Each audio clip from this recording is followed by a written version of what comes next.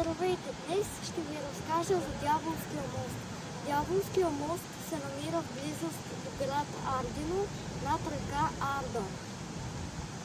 Построен е в началото на 16 век по заповед на султан Селим I.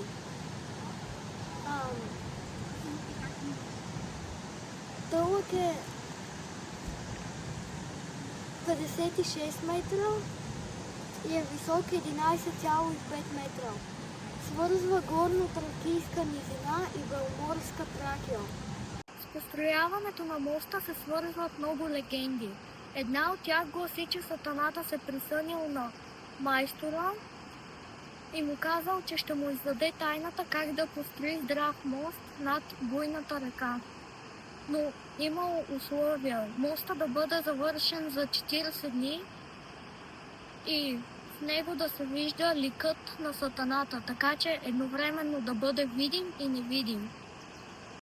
Друга легенда разказва, че мома от близкото село му носила вода всеки ден и той вградил сянката и в основите на моста.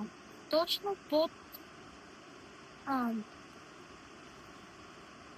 под централния слот на обяд можете да видите